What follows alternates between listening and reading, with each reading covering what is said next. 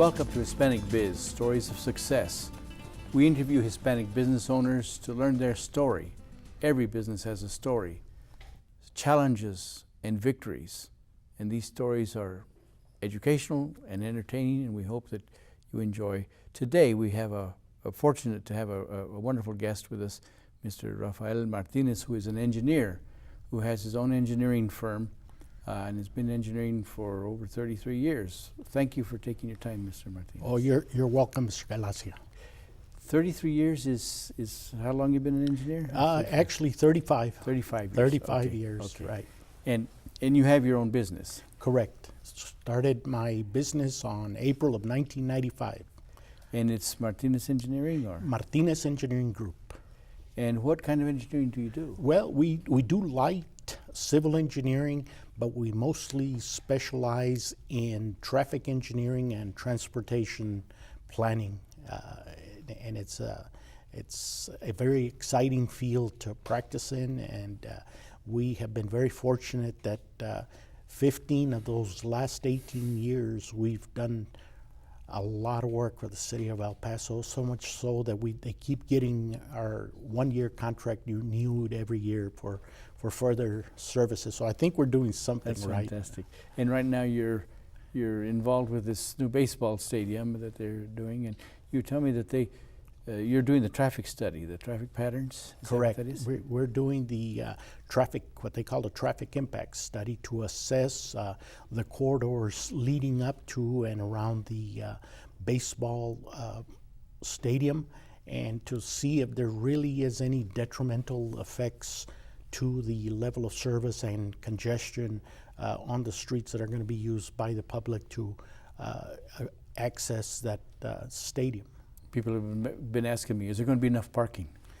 There was a separate study that was done by the city engineering department, and they say that there is sufficient parking in the downtown private and public parking garages, as well as on street parking, that there is sufficient parking to. That's a pretty specialized field. It is a very specialized field, and it's still. I'm astounded at how it is still an emerging technology. It is. You would think you do one traffic signal design plan and it's the same, and you find out that no, every single design is different. Technology changes. We're into what we call now fiber optics interoperability and communications for traffic signals and all, where it used to be just a dial inside the cabinet that would tell the signal when to turn off, when to turn on, and now they can essentially do that by viewing the television displays in the traffic management center and make any adjustments to signal timing that they need to make. Wow.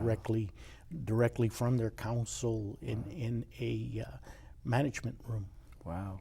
So you have to be on top of your field.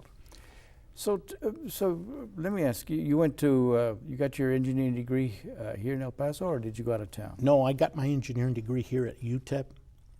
I graduated with a Bachelor of Science in Civil Engineering in 1977. Wow. So you grew up in El Paso? I grew up in El Paso. I was born and raised here. I was born over on Mesa and 9th Street, where that border crossing, that dedicated border crossing is at now. There were some tenements there, and that's where we lived from children up to the time that I graduated from high school. And my mother still lives out on Mesa Street and 8th Street, and right. Wow. 93-year-old woman that lives very independently. Fantastic. And how many brothers and sisters? I have two sisters, one older and one younger, both of them here in El Paso.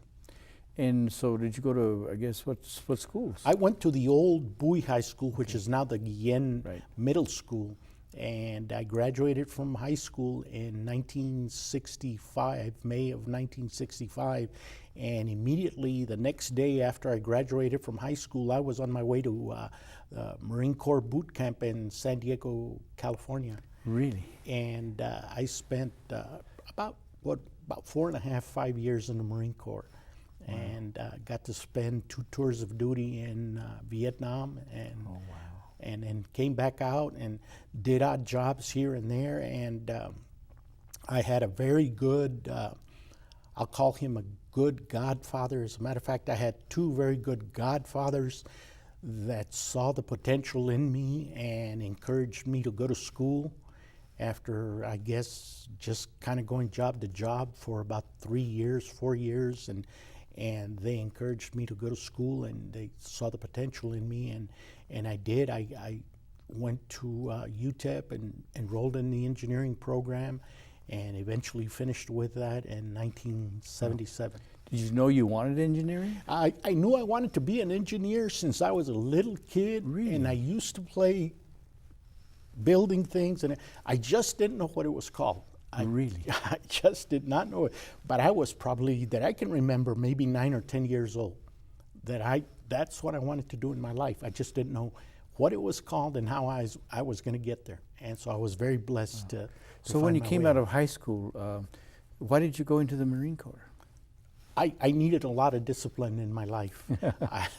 And that's the honest to goodness truth. I tell people the story about my mom was very lucky there was no 911 back then, because my mom used to whip on me literally every 5 minutes. And that's just for the things that she knew that I had done wrong. And lucky for me, there were a lot of things that she didn't know about that I would have probably gotten another whipping on top of the other ones. So you were a pingo, huh? Eek, my God, I constantly in trouble. And I knew I needed the discipline. That's the reason I joined the Marine Corps. So you had the foresight. So did the Marine Corps give you discipline? Oh, absolutely. To this very day, very day, rising up early in the morning by 4:30, 5 o'clock in the morning, ready to go to work at 6 o'clock in the morning, and sometimes I will go to work at that time and go out and evaluate field conditions and so forth on our projects, progress on our projects, and I use that early time to do that kind of thing.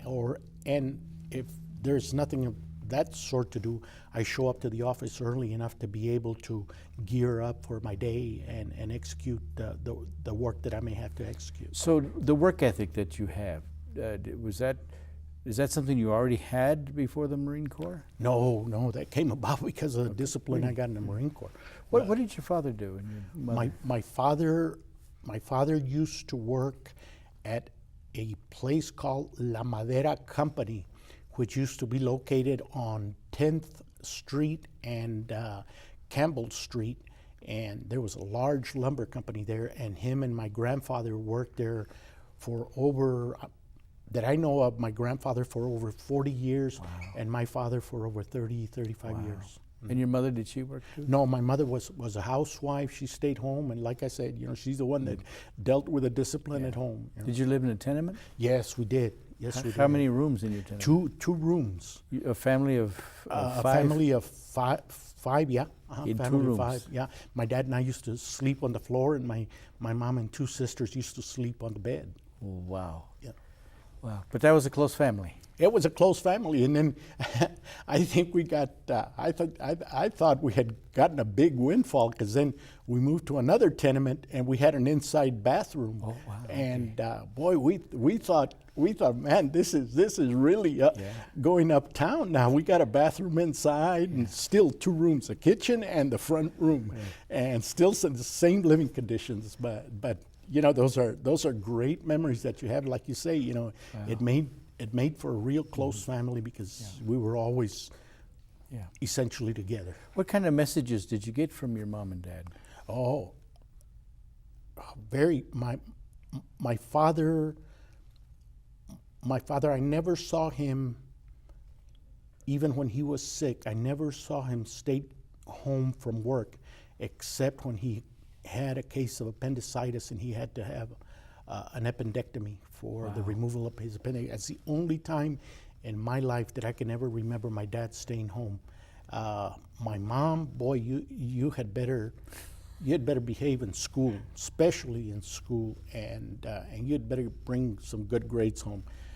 For me, good grades were were C's and D's and some F's, and I thought the F stood for friendly, you know. Right.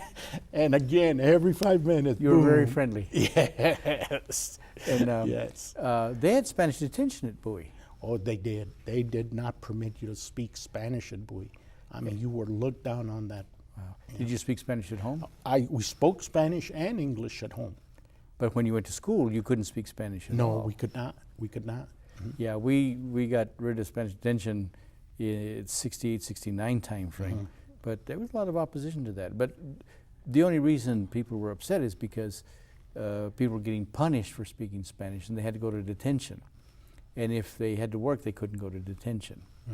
And so then they get kicked out of school.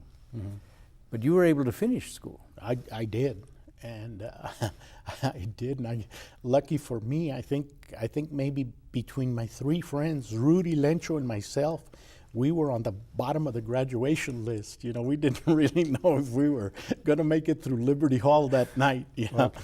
But yeah, were there any? Because there were gangs around too. Were you involved in any? No, I was not, because the discipline of my mother was, when the sun starts going down, you come home. Okay. And my mom would not let you out at night. Okay. And even in the summertime, if it was after sunset, you could only play outside your front door there on the sidewalk. Well, what would you do in a two-room apartment? Oh, boy, your imagination runs wild with the things you can do there. That's like a fort. You play cowboys and Indians through the window. Your friends walk by. You talk to them. I mean, there's a ton of stuff you can do in a two-room. Wow.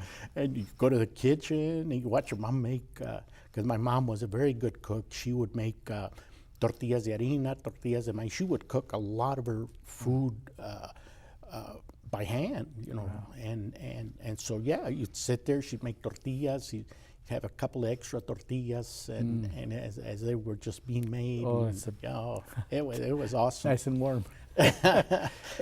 But you had an interest in building things. I did.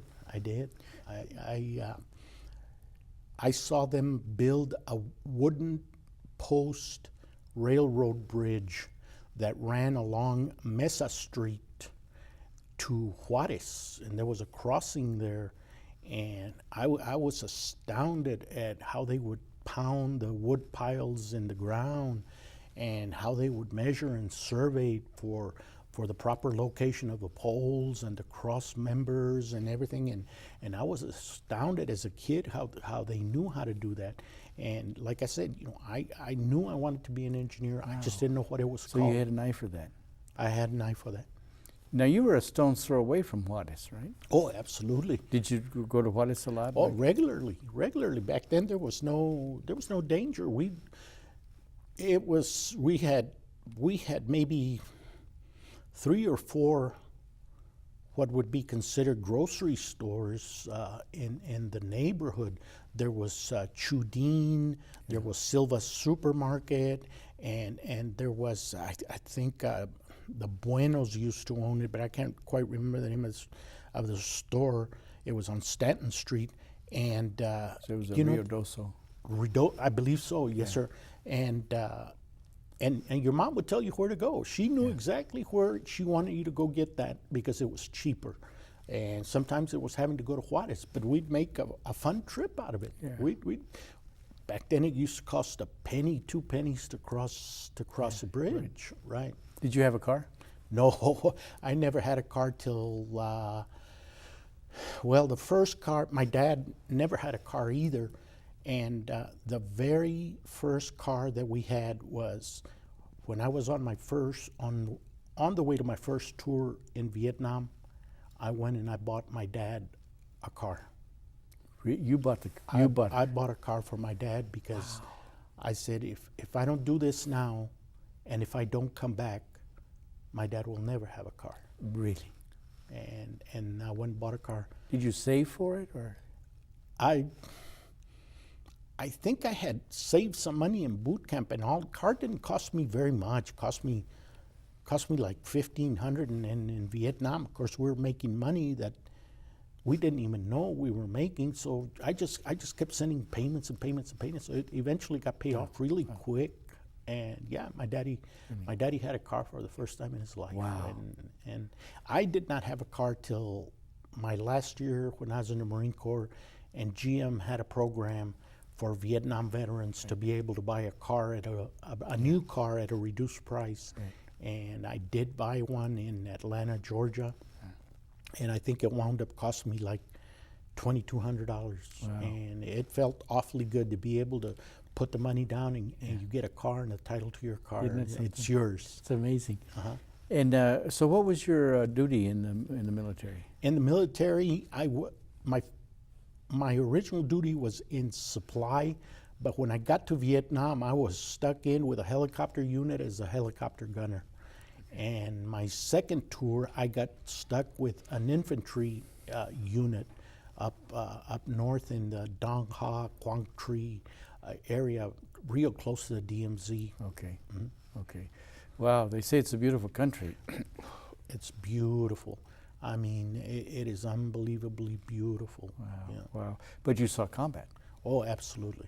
Absolutely. Yeah, I served in Okinawa during that period when they would bring the injured to the hospital there. Then I went to Hickam in Honolulu, and they had Tripler Medical Center, and I used to go, and I was in the band, so we would play for the injured soldiers. They'd get beat up pretty bad. So you saw a lot of casualties. I was very fortunate to come back. I was even more fortunate to come back in one piece. Wow. You had close calls. We had very close calls, very, very close calls. Wow. So you get back in what, 60? Let's see, I got back in about October of '68. I left my second tour in Vietnam, and I was assigned to recruiting duty in Macon, Georgia, which is about 40 miles outside of Atlanta, Georgia. And I did recruiting duty there for about a year, and that was a change of pace. So your total time served was 8 years? Or? It was a little over 5 years. Five years. Okay. So then you come back to El Paso, and your family's still living in the same place? Same place, And you got some jobs, odd jobs. Odd jobs, yes. What kind of jobs were available to you when you came out of service? There was. I sold shoes at J.C. Penney, and my sister to this day refers to me as the original Al Bundy. I sold shoes at J.C. Penney. Then I went to work at the Popular for a while, and I just kind of knew that wasn't for me. Yeah. And a good friend of mine, Louis de la Cruz, got me a job with the city of El Paso as a draftsman. And I was drawing, and boy, the picture was starting to come to me. Okay. He got you into drafting, and you didn't have any experience with drafting? No, really? No experience. He got me in as a draftsman, and I started to learn, and I could see that picture starting to come clearer and clearer again. A picture that I had when I was 9 or 10 years old of being an engineer, and I could see that what I was drawing on a plan was actually being constructed out in the field. And I moved up through those ranks, and that's when those very good godfathers, one of them being Fermín Dorado and the other one being Ángel Ramírez, who were graduate engineers at UTEP, encouraged me not to be wasting my talent as a draftsman, but to go after an engineering degree.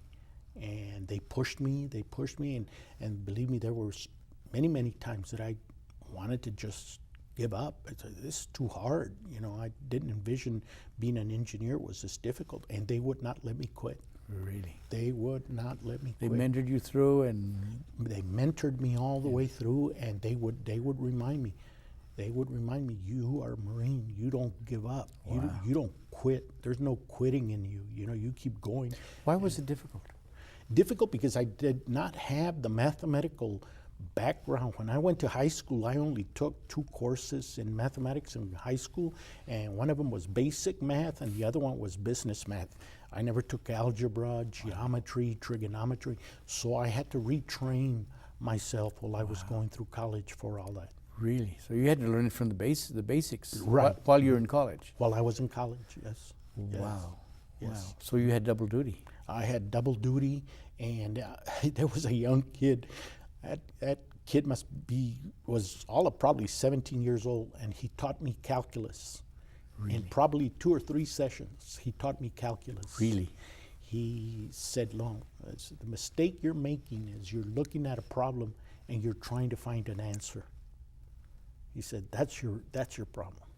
He said, look at the problem, understand what the problem says, and work the problem one step at a time. Understand that calculus is about rates changing all the time. And in some cases, those rates get very, very, very small. And that's what calculus is trying to show you, is how small can this possibly get and how big can it possibly get. Wow. And with those 3 lessons in mind, Really? that young man taught me what it was like to work a calculus problem. Wow. So that was a big overview of how to look at math. Yes, yes it was. And that really broke through for you. It broke through. I mean, 2 or 3 times that he sat down with me and helped me. And just kind of like my mind exploded. Hey, I can do this. I know this. And after that, you just took off. Yes, yes. Wow. What was UTEP like in those days? It was, we had professors, Professor Dr. Uy, Dr. Tarquin, Dr. Rosenthal, Dr. Lavoski, Dr. Henderson. Virtually every single professor that we had was willing and expecting you to succeed, and they were there to help you. At any point in time, they were always there to help you, and they were never discouraging. You know, they would not allow you to fail. So you remember their names? Oh, I remember their names very well, and I remember their faces. Probably, for the exception of maybe 2 of them that I know of, all of them have retired. Yeah. You know, and all, but they were very nurturing in engineering. Did you work your way through school, or did you have? Yes, I did. Really? Yes, I did. You worked as well, huh? I had 3 jobs while I was going through school. Really? Where? I continued working part-time with the city as a draftsman. Okay. I would work surveying projects with surveyors on the weekend, and then I would do little odd handyman jobs, laying tile, painting, that kind of thing on weekends as well. Yeah. The guy I went to high school with became a surveyor, Al Flores. Mm-hmm. Never found out whatever happened to him, but that's interesting. So, so you're going to school full time. Right. You're working Right. more than 20 hours a Right. week, and you're having to learn how to study Right. and learn a whole new discipline. When did you study? Every chance that I had. Okay. Every available chance that I had. I had a book in my hand, or I had things in my mind that I knew that I needed to work out. And that's how I would do it. Wow. So comes 4 years. Did you graduate in 4 years? No, gosh, no. It took me a little longer than that. It took me probably about 5.5, Okay. 6 years to graduate. Okay. Right. Okay. But you got your Bachelor of Science in Engineering Correct. in civil or? Civil engineering. Okay. Correct. Okay. And so now you graduate from college. You're what, close to 30? I was, about 29 years old. And so, here you are, fresh degree, 30 years old, and you want to get out into the work world. Mm-hmm. But you already had a relationship with the city. Right. So did you go to work for the city? No, I did not, because they did not have any positions available for engineers. The gentleman that hired me was right at the corner of Airway and Viscount. His name was Donald Cremens, and he was a very intelligent man. He was a very good engineer. As a matter of fact, Mr. Holguin, Mr. Hector Holguin worked for him, and Yes. he gave, I think he gave Mr. Holguin kind of the inspiration for Mr. Holguin to be one of the first people to design the computerized drawing systems that are used in the industry today. Yeah, Right. yeah. He developed the CAD. The CAD. He was Absolutely. he changed the way engineering is done in the world from El Paso, right? Right, right. So he worked at Cremens also. Yes. Okay. He was ahead of you, though. Oh, he was ahead of, he was probably, I'm going to say he had been there maybe 5-6 years before I even got there, right? So how long did you work for Cremens? I worked for Mr. Cremens for approximately a year and a half, and then he decided he wanted to retire, and he sold his company, and we were given the option of moving, if we wanted to keep our job, to move to Albuquerque. The company that had bought Mr. Cremens out was out in Albuquerque. And of course now, and then at that point in time, the city did contact me that they had openings, and I think it was 2 of us that went to work for the city of El Paso at that time. One of them is a gentleman who was a former city engineer for a while. His name is Gonzalo Cedillos, who now heads the El Paso Water Utilities floodplain management program. Right. Right. And we both went to work with the city.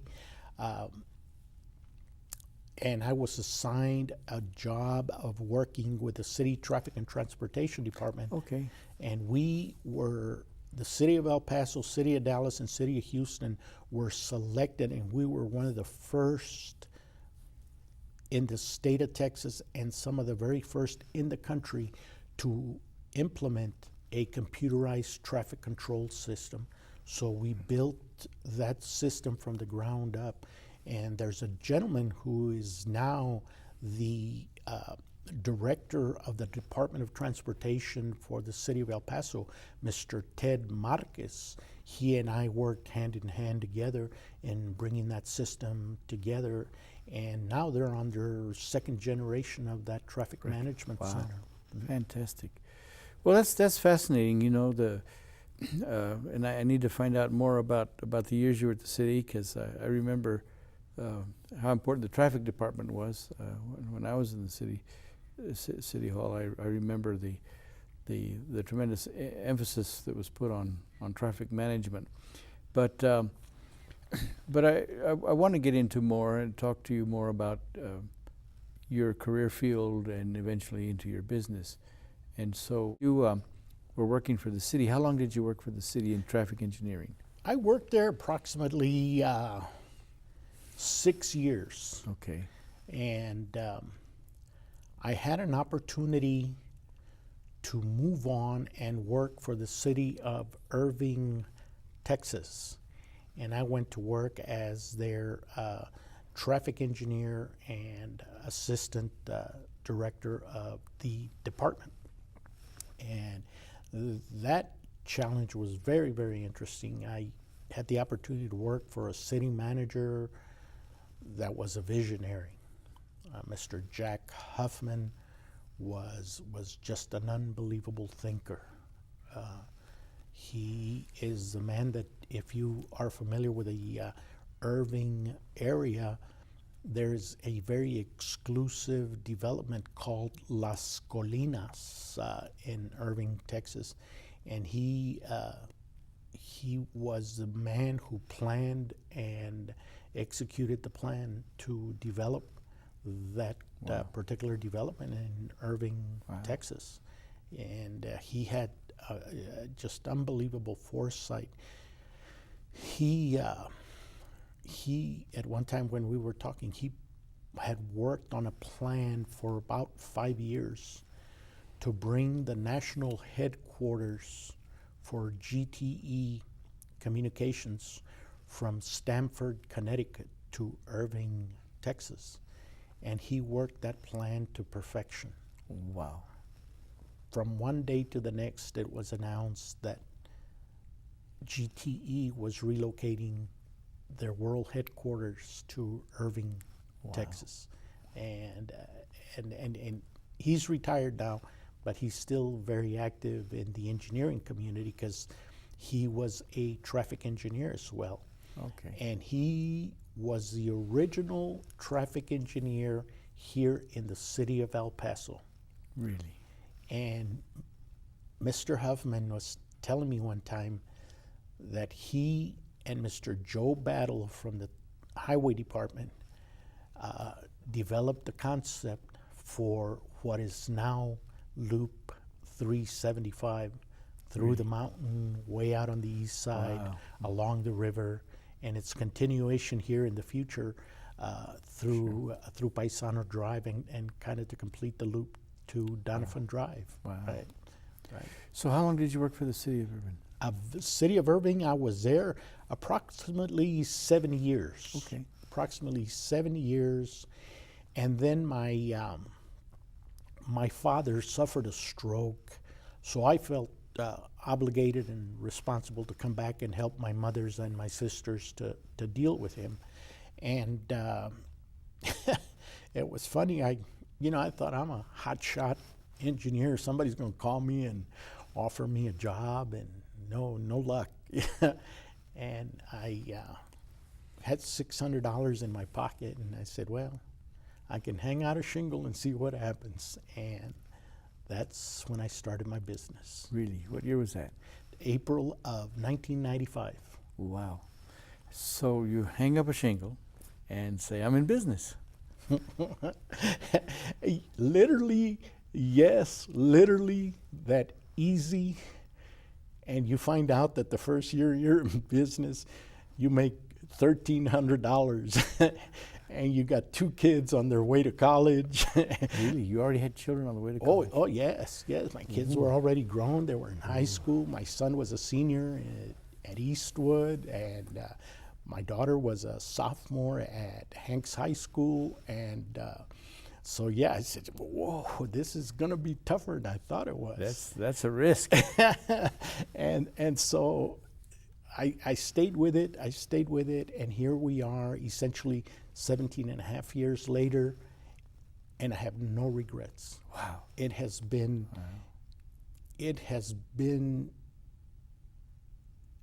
successful beyond even my wildest dreams.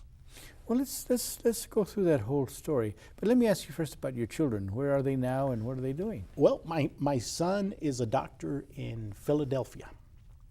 And MD?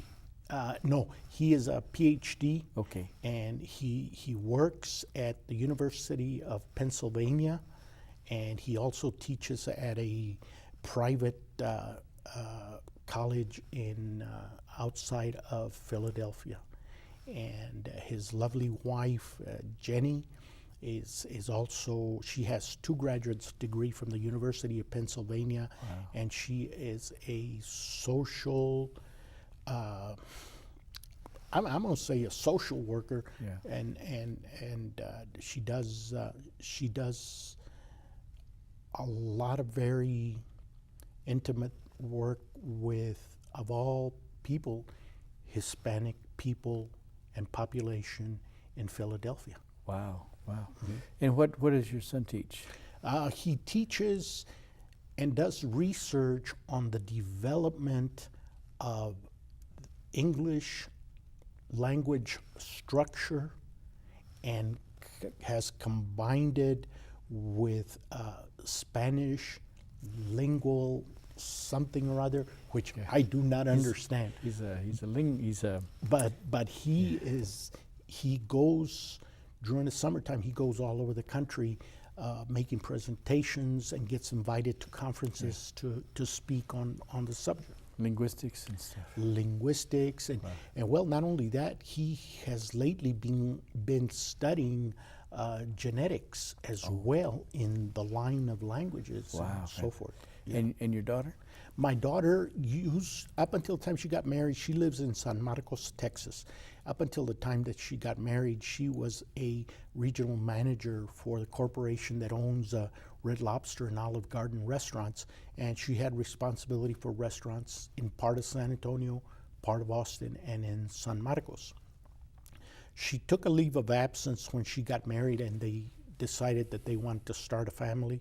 She took a leave of absence and they were very nice to grant her that leave of absence for that extended period of time. And where did they go to school, both of you? My daughter went to, well, back then it was Southwest Texas State, Right. which is now Texas State. And my son got his bachelor's at Texas A&M University. He got a master's at University of Texas at Austin and his PhD at the University of Pennsylvania. Wow, fantastic.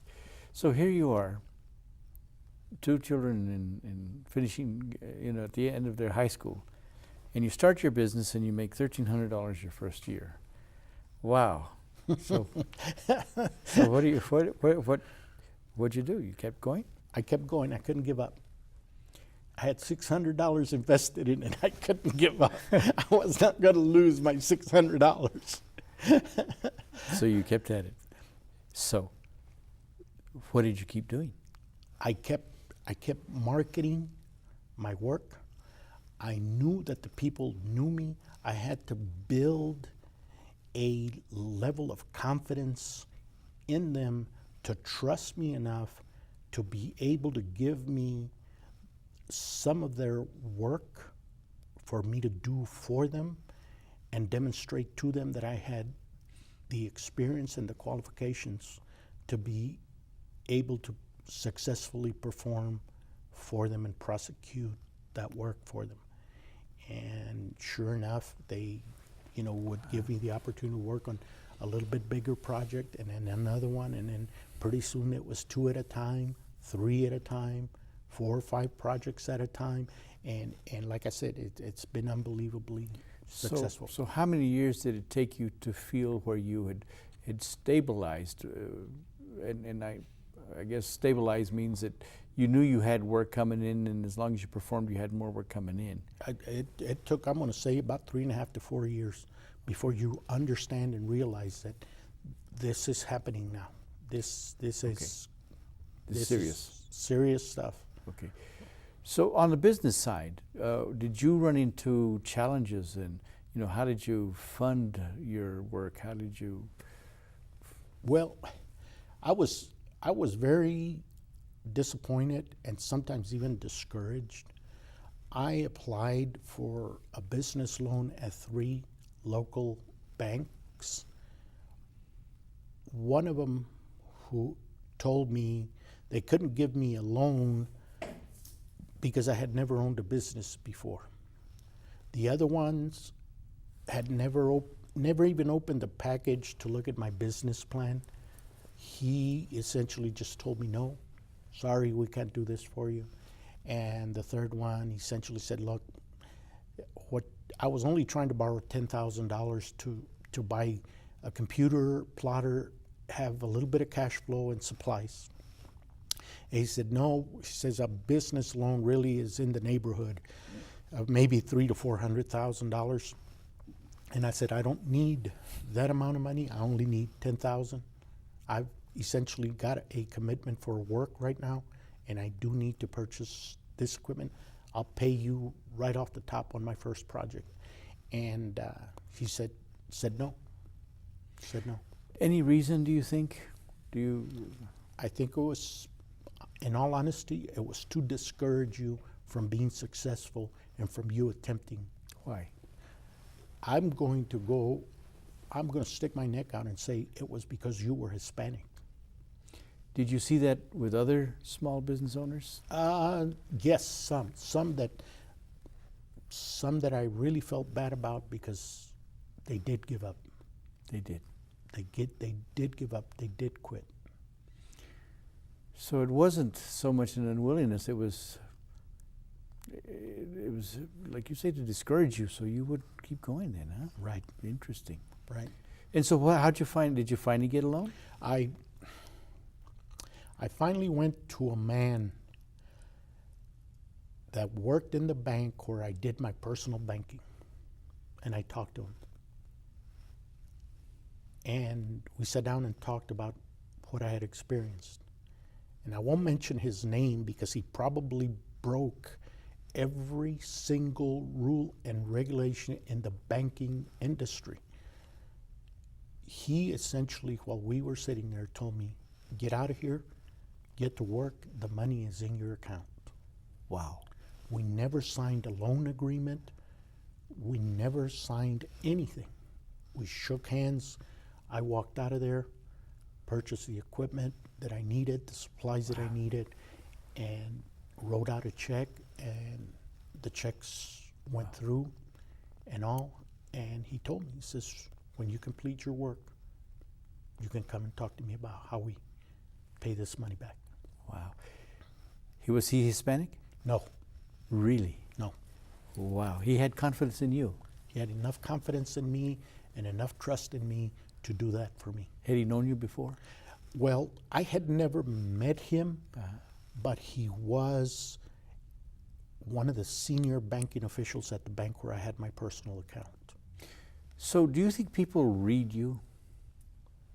Did he read you and say, this is a good situation, I need to help this guy out? I believe so, yes, sir. I believe so.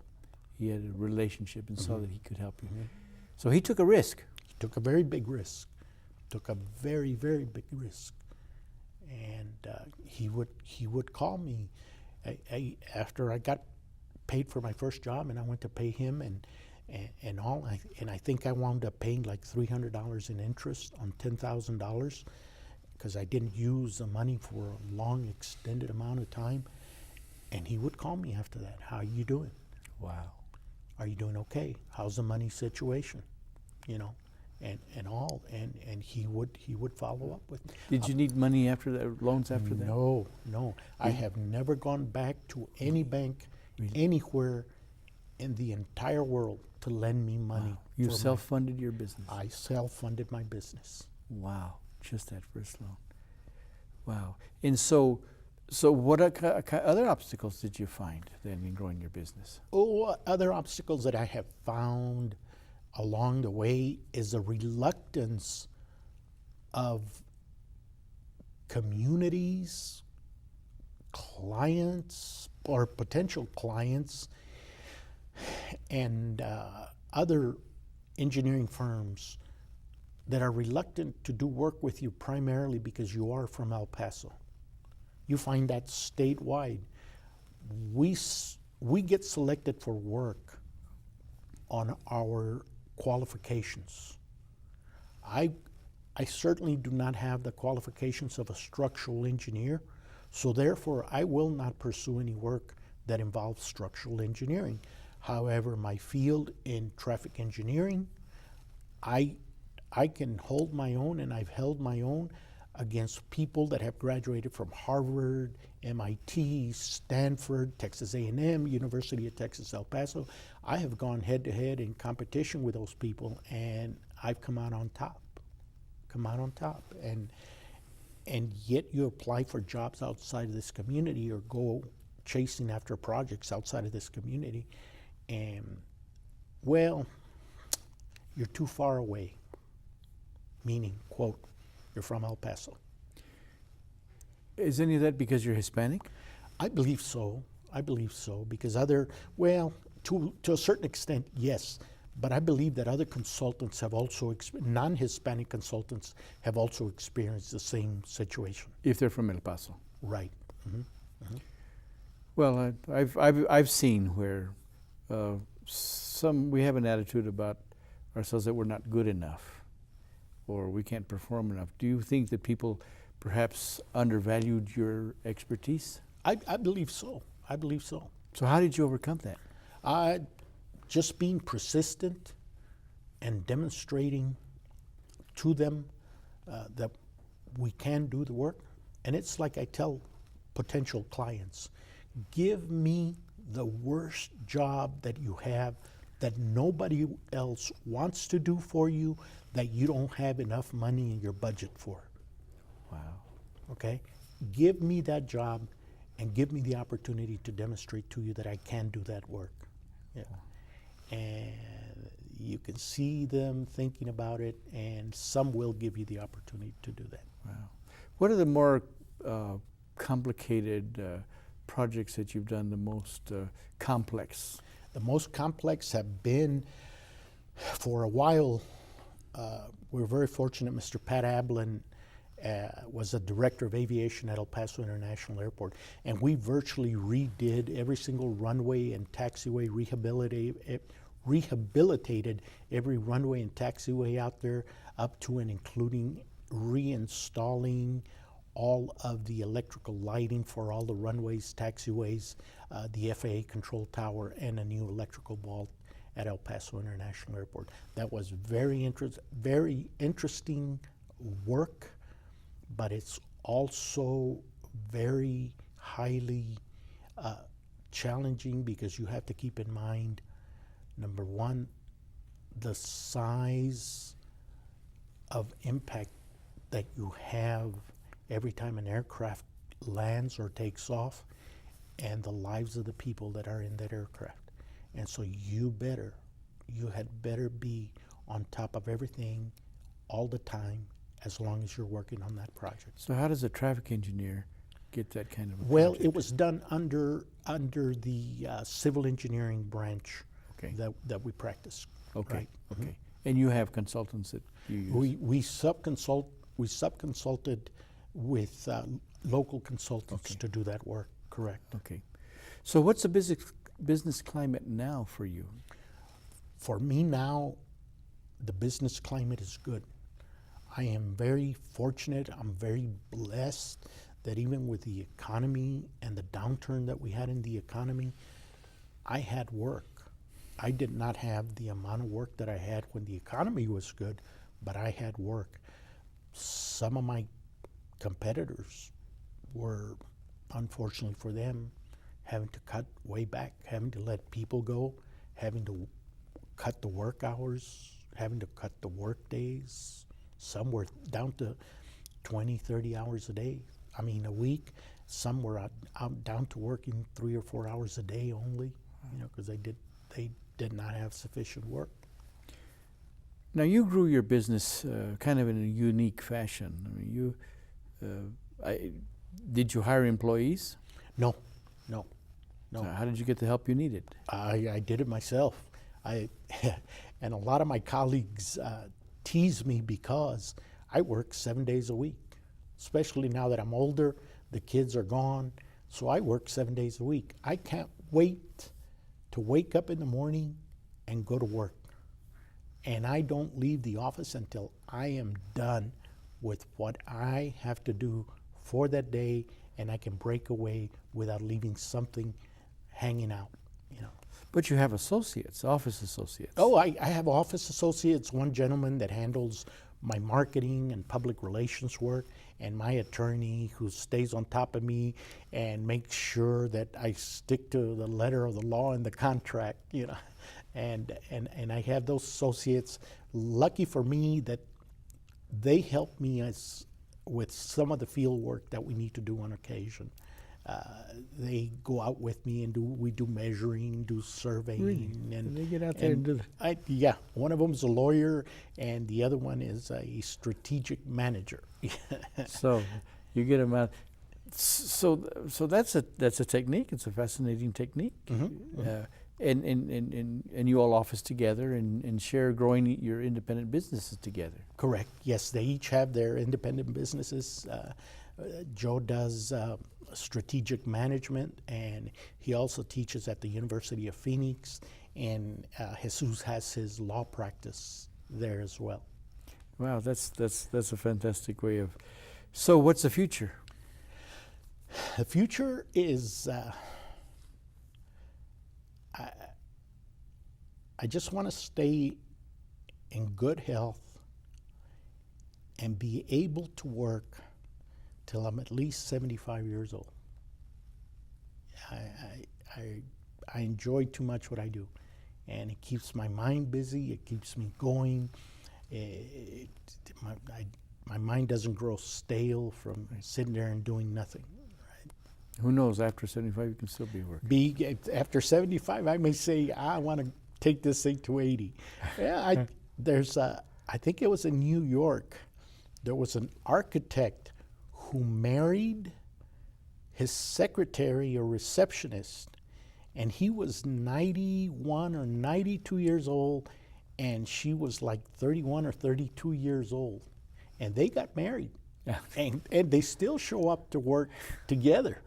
Wow. And he's still her boss. And you he's know. still working. Yes, he's still working. And when I saw that on TV, I said, wow, you know, that is something to be really, really proud of. You That's know, dedication. That's dedication at 90 years old to still get up and go to work.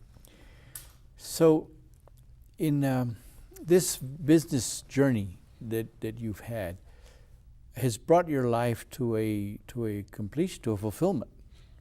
Yes. And as you've been sharing your story, I've certainly enjoyed your story. What does the story do for you? The story does something for me. And excuse me if I choke up a little bit.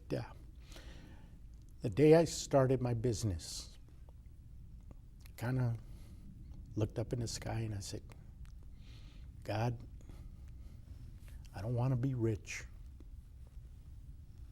I don't want to accumulate great wealth.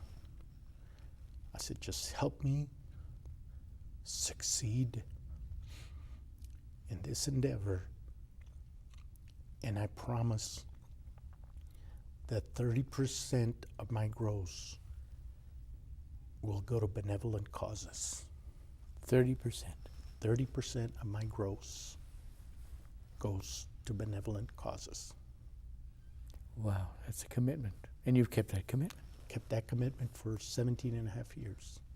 And this is the best part of the year when we can go to a rescue mission with a truckload of turkeys. We can have enough to help the Salvation Army. We donate anonymously to everybody. I do not want that benevolency to have my name. Wow. I want it to be anonymous. We donate to Operation Noel, to our seniors. Everywhere that we can help, we will attempt to help. And what does that do for you? I think it is a way of me repaying for the wonderful life that I've had. As a young man growing up in the South Side, did you have an idea what your life would be? No. I knew I wanted to be an engineer. I knew that. I didn't know what it was called. I didn't know how I was going to get there. But I did not envision that I would be rewarded with the generosity that I have been rewarded. Wow. And it has been, because of it, the help of countless of people. My colleagues, my clients. So what is your message? My message is keep your goal in front of you, never lose sight of it, and never, ever give up.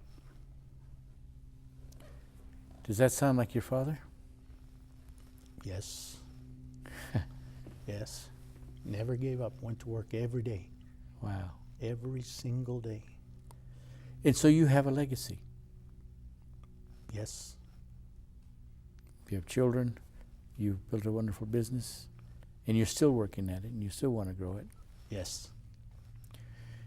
And you're still doing good work. Are you still improving every day as well? Absolutely. Absolutely. You have to. You have to. Mr. Martinez, I really have enjoyed this time with you. It's a beautiful story, and I think what you share is that a business has a story. Your business has a story, and it's your story. And the business that you do reflects who you are. It's not apart from you. And as you struggle through the business, you struggle with your own issues and overcome them, but you kept going. Yes. You kept going, in spite of not making money that first year, a lot of money. You kept going, and it's just a beautiful story. And I certainly appreciate your time, and your story. I think there's a huge value as you share your story. And I certainly thank you, and I think we've been very fortunate to hear your story. Well, I thank you very much for having invited me to partake in this event with you, and I am highly appreciative of it. Thank you so much. And we thank you, viewers, for watching, and we trust that you have enjoyed this show and it has moved you and encouraged you. Have a good day. Thank you.